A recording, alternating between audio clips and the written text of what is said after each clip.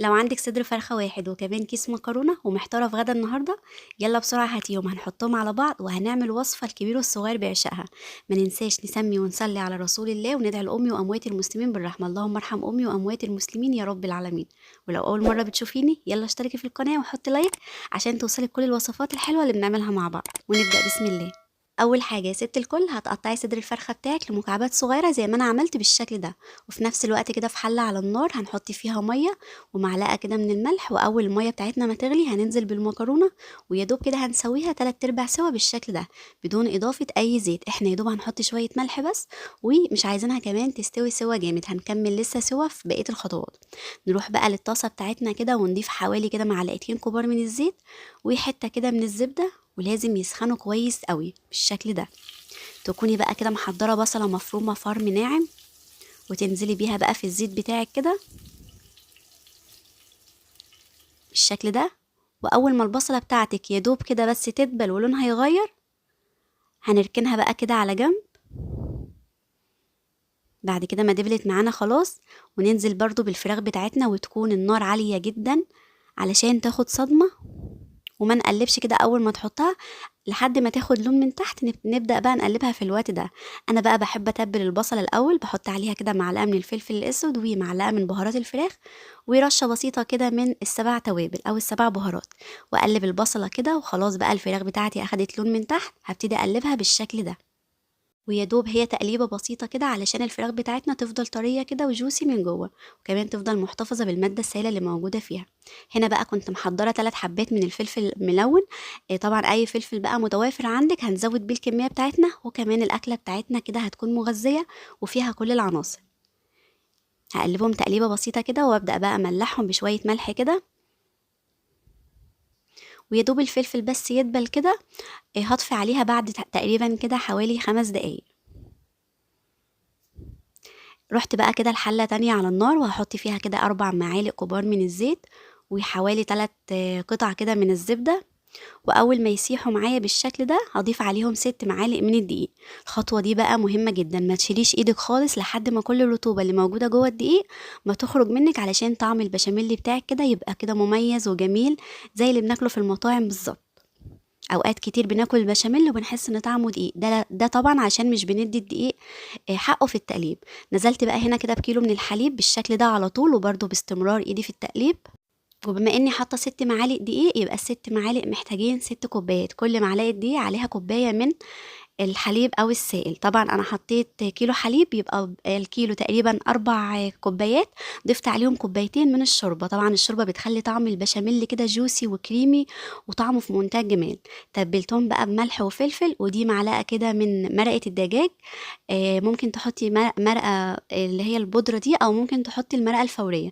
الخطوه دي حلوه قوي قوي بجد، بتخلي طعم البشاميل حلو كده وجوسي، وطعمه بجد بيبقى مميز قوي. فضلت بقى اقلب فيهم كده لحد القوام بتاعهم ما بقى كده شبه المهلبيه. هو ده بقى القوام المظبوط اللي هيخلي البشاميل بتاعك ناجح 100%. هناخد بقى شويه حلوين كده على المكرونه عشان تبقى شاربه كده من طعم البشاميل، ونقلبهم كده تقليب كده يعني. ما نسيبش بقى كده ولا حبه غير لما البشاميل يوصل لها. نحط كده شويه كمان صغيرين برضو ونقلبهم. احنا عايزين المكرونه بتاعتنا كده تبقى سايحه ونايحه زي اللي بنشتريها وبناكلها في المطاعم. وكمان نفس الكلام حطيت في الصينيه كده برضو شويه من البشاميل، ابتديت اوزعهم بالشكل ده. هنزل بقى كده بكميه كده من المكرونه اللي موجوده معايا، انا حوالي مثلا نص الكميه. وطبعا النهارده هنا انا يعني حبيت اخرج عن المعتاد واستخدمت مكرونه كده خواتم. قلت كده اغير عشان ولادي كمان ما يزهقوش من شكلها، وكمان يعني يحبوا شكلها الجديد. بس بصراحه طلعت هايله، يعني بجد يا ريت تجربوها باي نوع مكرونه تاني مش شرط اقلام. ونحط بقى الحشوه الجباره بتاعتنا كده اللي عايزه تتاكل اكل كده لوحدها من حلاوتها. شايفين بقى الجمال؟ الفلفل بقى كده مع البصل مع الفراخ، يعني حاجة بجد وهم والله هتعجبكم قوي. وبس كده هنحط برضو كده شوية من البشاميل على الوش كده. نجيب برضو كده حوالي معلقتين بشاميل بالشكل ده. وهننزل بقى بايه بقيه كميه المكرونه اللي موجوده معانا. طبعا لو الصينيه بتاعتك ما اخدتش الكميه كلها مفيش مشكله، انا هنا برضو اتبقى معايا شويه كده من الكيس، قلت هستخدمهم في حاجه تانية. يعني هتحطي الكميه على حسب القارب او الصينيه اللي بتشتغلي فيها. وبس كده هبدأ بقى اساوي الوش بتاعها بالشكل ده، وهنزل بقى بباقي البشاميل اللي موجود معايا.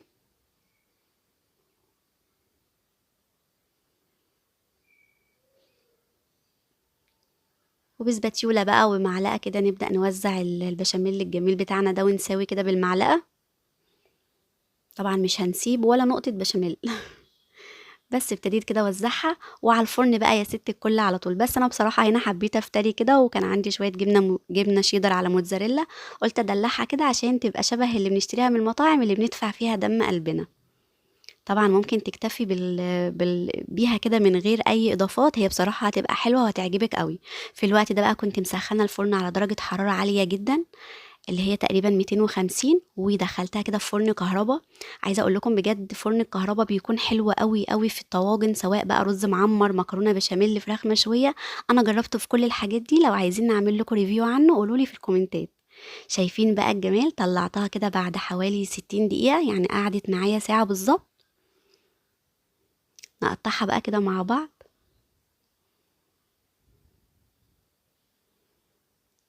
عايزه اقول لكم والله، يعني انتوا شايفين اكيد الصينيه متاكل منها، يعني قبل ما اقدمها اصلا ما كانوش صبروا عليها. شايفين الجمال؟ يعني اصحاب القلوب الضعيفه بجد يمتنعون.